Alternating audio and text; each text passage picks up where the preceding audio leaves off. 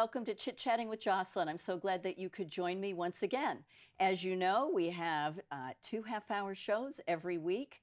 We break them up into sections. This week, I have Miss Copp again with the drip, drip, drip of truth, letting you know what's going on in our state, what's going on in our towns, what's happening in our schools. Right now, we're dealing with the state of New Hampshire, and the state of it is pretty disgusting. On a scale of 0 to 10, with 0 being the worst, we're hovering at a 0.5 in corruption. Everywhere we look, everywhere we go, every conversation, all we see is corruption. All we see is lying and cheating and manipulating, people being forced out of their jobs, people and their businesses being destroyed for whatever reason. This has been steady, steady, steady for years, but the last 2 and 3 have it's escalated. It's been worse. Where are our God-given rights? Where is the New Hampshire Constitution? Where are our legislators understanding that there even is one? Oh no, Jocelyn, we follow the federal Constitution. This is the state of New Hampshire. You follow the state constitution, because the federal Constitution is only there to take care of 3 things: trade, defense, and infrastructure of the United States. And let's be clear, every single state in these United States is a sovereign country. Bet you didn't know that. They have their own constitution. If you were not a sovereign country, a sovereign state, why would you have your own constitution? Try asking your legislators that. We have a few that are very, very smart, like Miss Copp, but then we have a lot that haven't a clue. They do as they're told. They turn right when they're told right. They say, someone says jump, they say how high. They don't even know what our taxes are supposed to be used for. They don't even have the decency to ask. Just laying the groundwork. This is not fun. It's exhausting. We're all tired, but we're not going to give up, because this state and this country is worth every step forward, every word that comes out of your mouth. If you can't send an email, if you can't make a little phone call, if you can't email, if you can't leave a voicemail, which I know is very difficult because they leave their boxes full, you can pray. You can pray for everybody that's here fighting for your rights, your God-given rights, not the made-up fake ones from the corporation. And on top of that, you can share shows like this. You can share interviews that are all about patriots. And we have patriots on the right, and we have patriots on the left. But we have a lot in the gray that haven't a clue and are taking marching orders from people that are not for our best interests. So after that little rant, I'm going to welcome Miss Copp. Thank you to the show. Thank you for having me. I appreciate it very, very much. I love having you here. You know, we've said often and in full disclosure, everything you tell us is firsthand. Absolutely. You experienced That's it. Right. You were there. This is not like we heard in the January 6th hearings of, oh, by the way, when you hear, that means you have to listen. And that committee is not listening. They're just hearing their own side. They're not hearing anything from the other side, so that's not a hearing. They also had a what do you call it? You mean a kangaroo court? I was going to go there, but they had a witness, Yep. which heard it through the grapevine from this person, from that person, and this person, and that. She actually lied. I mean, isn't there consequences for lying? Apparently not. Not for them. There's not consequences for murdering people. And there's not consequences for lying. So That's right. Everything you tell us is firsthand. That's right. Everything has been verified. Everything you have the evidence for, that means everything. So thank you, and thank you for bringing it forward and letting us know, instead of allowing people to just shove their version, their spin, and what they want us to hear. That's right. Like the many women in the House that thought Speaker Packard apologized to me, he has yet since still not apologized. So, Mr. Speaker, I'm still waiting for my apology. And you better do it. That being said, I want to get back to the letter from Christopher Sununu in June of 2021. He proposed a letter to the, I'd say this the leader of the Republicans, Jason Osbourne, Mhm. but it was actually geared towards the Freedom Caucus, of which we had over 90 votes. That's a block. And the whole purpose of the Freedom Caucus is to kind of hold the feet of the fire of the legislature or even the executive branch, which people forgot. There are three separate and distinct branches of government. You've got the executive, the judiciary, and then you've got the legislature. So in front of the legislature, Sununu handed a letter to Jason Osbourne and said, if you vote for my budget, I will promise to roll back my executive orders. I'll reconsider everything on the table. I've negotiated with you guys in good faith, and I promise that I will do this for you. Ipso facto, they vote for the budget. Mhm. They went and spoke to some of the leadership in the Freedom Caucus, which I kicked up a fuss beyond all belief. I went to Jason Osbourne, I went to Janine Notter, I went to Melissa Blasek and several other people and said the letter he's about to give you is actually written with invisible ink. Mark my words that this letter will not matter in the end. He's going to do what he wants. You guys have power now, and letting the governor know you're not going to go lockstep with him over the cliff. They didn't agree. The night before the budget, they all lockstep said, okay, we're going from an absolute no vote on the budget because it was an omnibus bill. It was not a budget. It was wrapped with... It was a no? It was a total no. And the next day they flipped and made a yes for the budget, HB2. It was the omnibus bill. It was totally disgusting because I was so heartsick over it that our legislature, the ones in the Freedom Caucus, only 9 of us voted against this budget. And we became pariahs in our own party. They were so angry with us for not walking in lockstep with them. But they were with you the day before. Yes. In the deep of the night, in the dark of the night, flipped, didn't tell you. Nope. And then have the audacity and the gall to be angry? When we stood our ground and we were women and men of our word, Mark Allegro, myself, Louise Andros, Norm Silber, Mike Sylvia, Glenn Bailey, there's a total of 9, David Testerman, and Barbara Comtois, and I know there's probably 2 others I'm missing, but they know who they are, and they are stalwart patriots, constitutional conservatives, of which none of the other members can say that. Well, and the other important fact that we talk about all the time is those that stood for what had been decided the night before, that you had all spoken about, that the bloc had decided upon, unified together, was split apart. At what point are they going to represent we the people? Obviously you are, but they just said, what, to heck with you? Well, they were allowed and handed pablum and slopped it up, and I'm very disappointed in them for that. Because previous to that, we had several meetings, and people were saying the pro-life issue, they weren't going to bend if there was any money for Planned Parenthood. And there was? In there. Yes, it is. There are several things, FMLI, which is like welfare socialism, you know, pay for healthcare by twisting the arms of businesses. That's in there. Agenda 2030 is in there, where they put municipal monies and they take it away from the local control, which Governor Sununu on occasion has always said he's for local control, but acts in a very different manner. But if federal money comes to the state and the federal money is trickled down to the towns, it's not free. That was your money to begin with. It was taken out of your paycheck.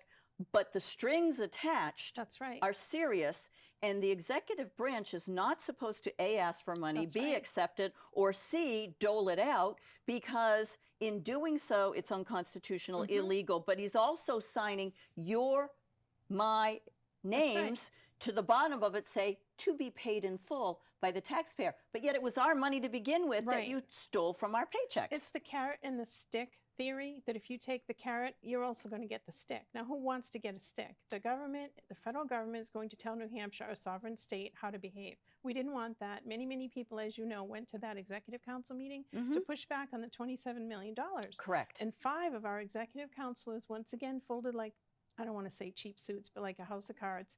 They voted against the $27 million in the front of the face of all those citizens. All of us. Yes, I was there. And a week later, flipped and gave the governor what he wanted, his $27 million. He was going to have it without the petulant child tantrum or else. And these people were afraid for whatever reason. I don't know what he has on the executive council, but there are at least 3 good members on that council, and I cannot believe that they folded or caved at any point in time. Well, no different than those that caved on for the letter. That's for the letter. And they kind of knew, because Sununu had been beating up the House pretty severely. They have a weak speaker, we all know that. And the House would acquiesce to the governor's whims. And when you do that over a period of time, he kind of knows he's got you. He's got you, yeah. And in the end, Just this was tighten the the noose. half of the term, the biennium. That was the 2021 June. That was the budget time, of which the governor pats himself on the back with that big rubber elbow of his. We won't even go into Granite, New Hampshire PAC, right? We won't talk Right. about that yet. Not yet. But as far as that goes, he knows what he can do to manipulate people. He had a dog and pony show at the State House. Now, you remember the People's House was closed to the people's business. Correct.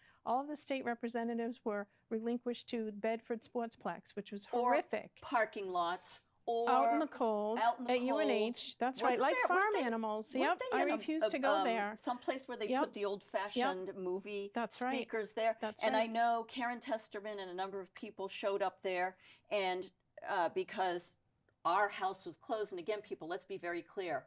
The State House is our house. That's right. We own it. We pay for it. That's Our right. taxes go to it. And under no circumstances is it allowed to be closed, because the governor, the executive council, the legislative branch, and the judicial branch do not have any say. So this letter, This is the budget time, halfway through that biennium, right? I'll give up my executive orders. Here's another thing He- about executive orders. Mhm. Correct me if I'm wrong. When the executive branch, which in the state is the governor, which up in D.C. is the president, Mhm. any executive order by the executive branch is for their administration and their employees only. That's right. So any executive order from the president or from the governor is not for you and me. I don't know how to make it any clearer, and you need to understand that when they start shoving this garbage down your throat, Now, i.e. this. the legislature had the power under RSA 445, Section 2, letter C. The legislator could have turned over his executive orders, and he would not be able to do another executive order under the same color, if you will, of COVID-19. It would have to be a completely different emergency, of which we know after the 2 weeks and the curve, the Right. first initial in March of 2020 Mhm. till like maybe June of 2020 at the most, when every Correct. 21 days he was able to renew that, he went forward with another 80 some odd executive orders. 80.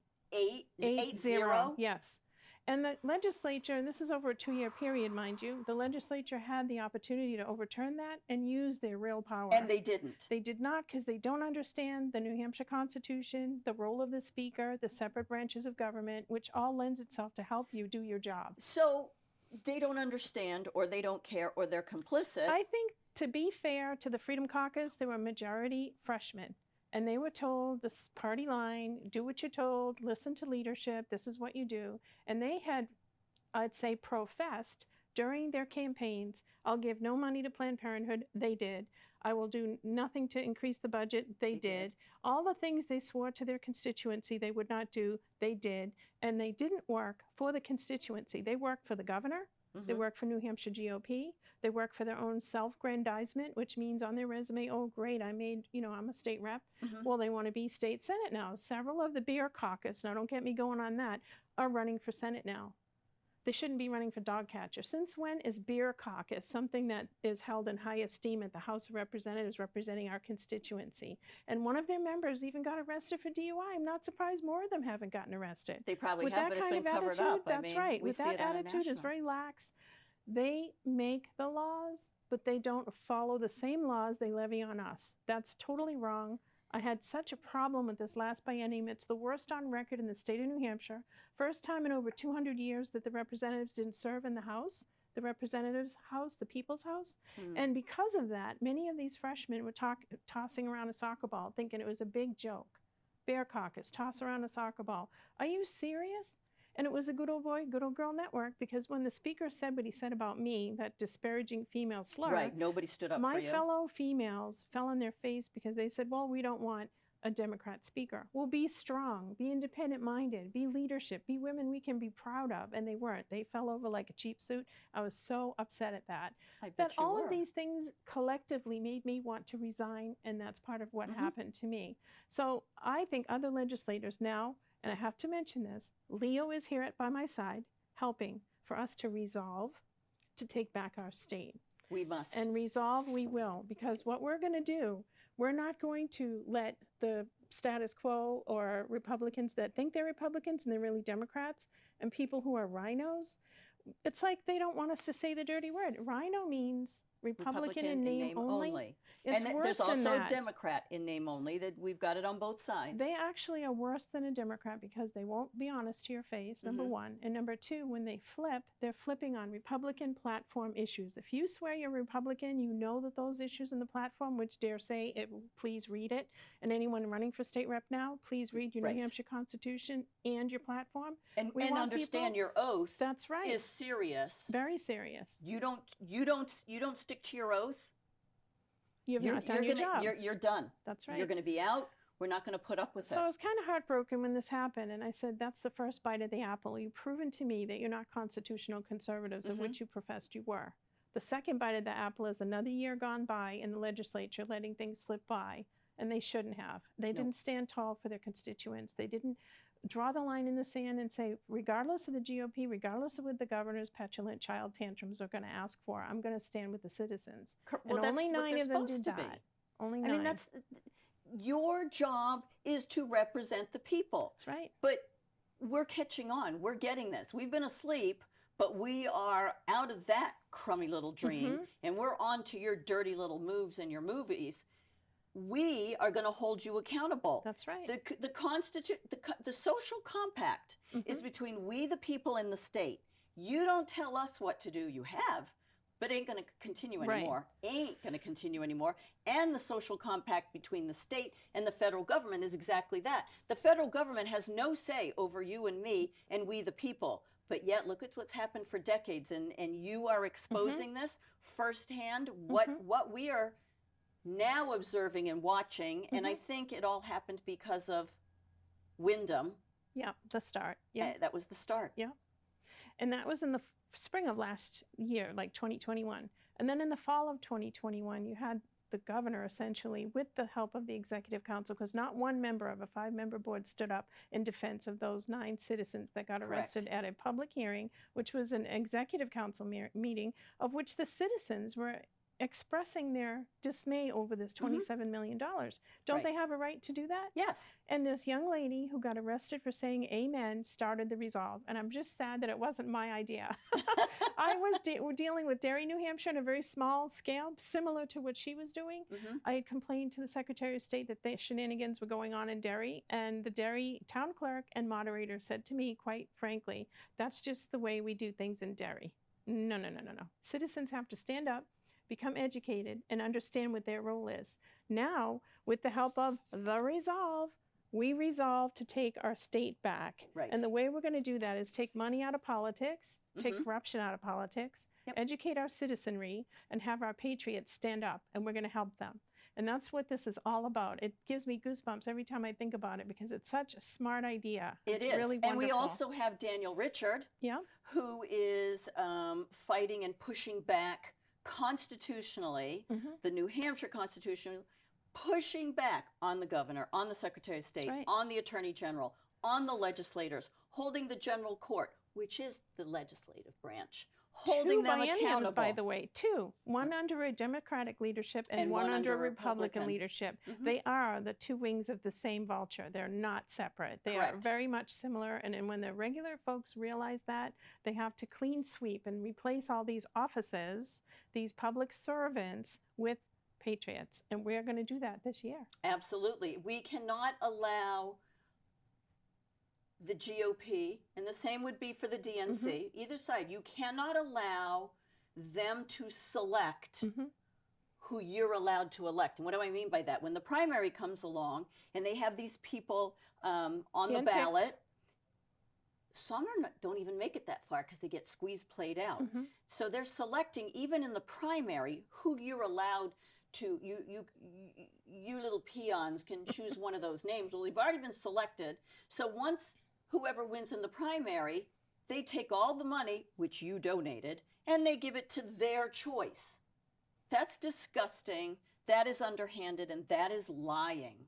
And actually, it gets worse. In Uh-oh. every locality, every town, you've got a slate of Republicans that ran last term and became incumbents. They will falsely tell you that that slate is done deal and you can't add yourself to it. Wait till next term. And people, regular citizens, are polite. And they go, oh, okay, better luck next time. And they walk away politely, not knowing. You stand firm and you challenge and say, I'm sorry, I'm going to be on the ballot, or I'm going to be a write-in candidate, because you don't have the right to dissuade anyone from running in a primary.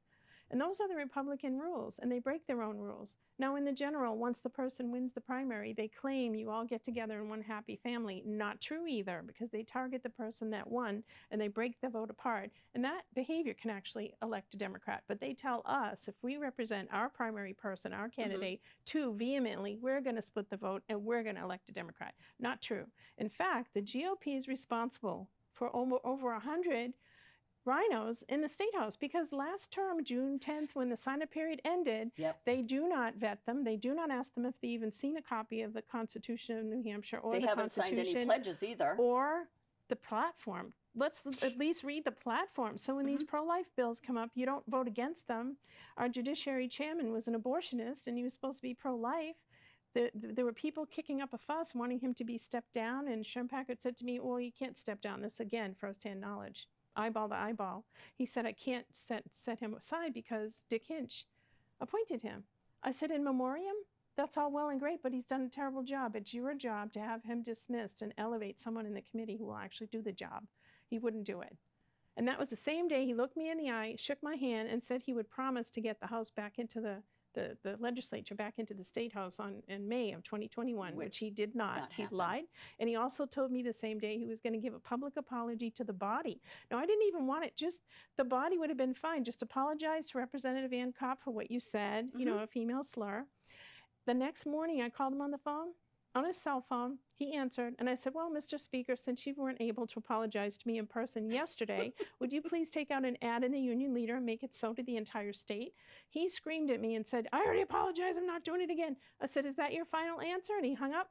Right after that, I had an interview with Jeff Cooner in Boston's, you know, WRKI. All the whole southern part of New Hampshire heard that story about him calling me that name.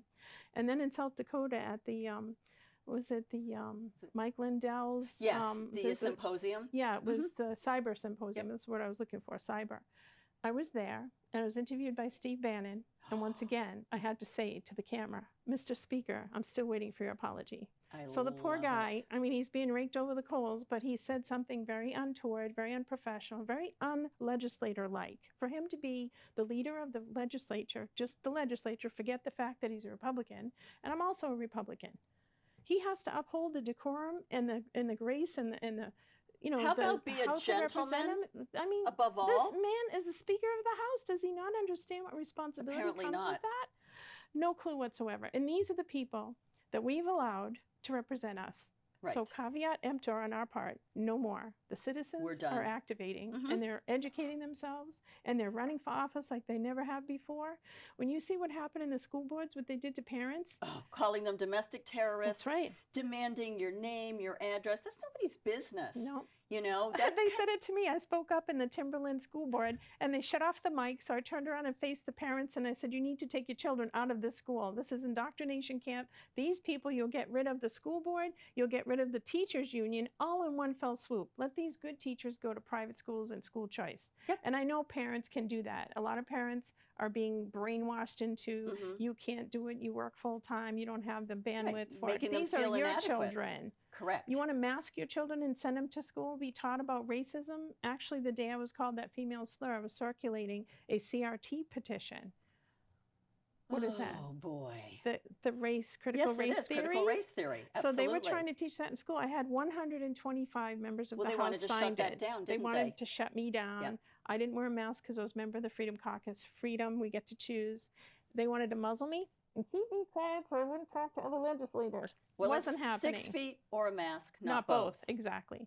And I spread my arms around like a ballerina and spun around to emphasize the fact no one was near me. And that's what prompted the speaker to call me that French name. I've heard that, and I'm still incredulous over it. Yeah. So tell us again, how can people reach out and find out about the Resolve? It's New and Hampshire. how they can help. We the People, New Hampshire.org. And if they go to that website, they can see the little movie. It's only a 2-minute movie, and it Okay. explains to you about Leo the Lion. You can understand the pride that's involved and the fact that he's a leader. He doesn't take following anyone. Other people follow him. So this is a wonderful part of the state to be able to go look at that. I love it. And the fact that we're educating the citizens, we the taxpayers, we the citizens, to what our rights truly are. That, you know, I don't want to get into national things, but when the decisions are given back to the state by the Supreme Court of the United States, that's where it belongs. We need to be making decisions here in this state, all of us together, not allowing someone in Washington with lobbyists and PAC money and all this other stuff to say, well, we know what they want. No, you don't, because you never asked us. And the same goes for the legislators here. You don't know what we want because you never ask us. You open up a session with 1,000 bills given to you by who?